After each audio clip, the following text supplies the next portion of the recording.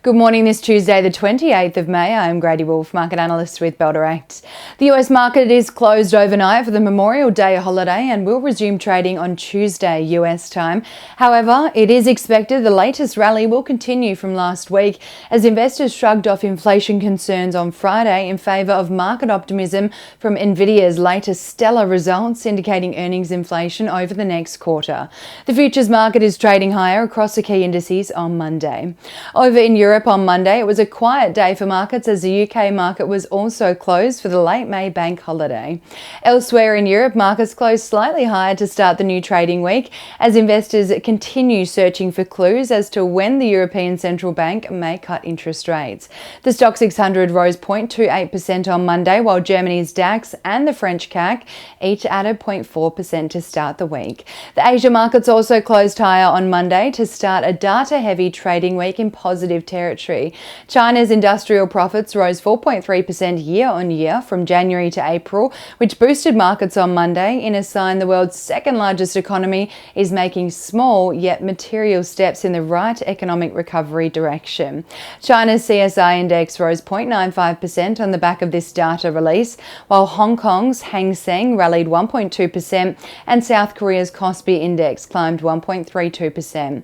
The local market started the week in positive territory, closing Monday's session up 0.8%, overcoming last week's inflation-driven sell-off, led by real estate stocks rising 1.6% on Monday and telecom stocks rallying 1.3%. The sell-off last week was driven by hotter-than-expected inflation driver data released in the US, which pushed back investor hopes of rate cuts.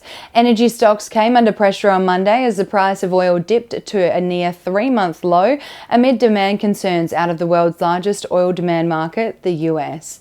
Neuren Pharmaceuticals soared over 15% yesterday after the company resumed trading following a halt on the release of phase 2 trial results showing significant improvement in Pitt-Hopkins syndrome, including key aspects of communication, social interaction, cognition and motor abilities.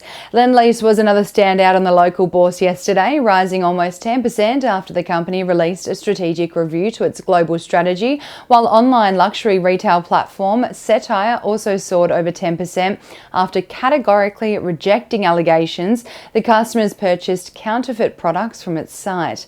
Ahead of Tuesday's trading session here in Australia, the SPI futures are expecting the ASX to open the day up 0.2% or 16 points to extend the rally of this week into yet another trading day. On the commodities front this morning, oil is trading 1.08% higher at $78.56 a barrel.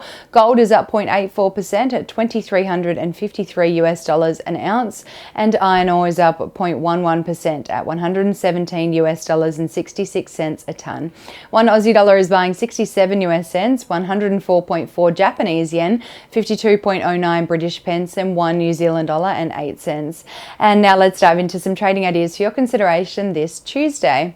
Bell Potter has maintained a buy rating on Neuren Pharmaceuticals and has raised a 12-month price target from $26.50 to $28 on the neurodevelopmental targeted pharmaceuticals developer following the release of the company's phase 2 trial results showing a second positive readout for its drug candidate NNZ-2591 in Pitt-Hopkins syndrome. Bell Potter sees the value in the company's second drug candidate represents a similar, if not larger, market opportunity than Rett syndrome, which Neuren's debut drug is on the market already treating.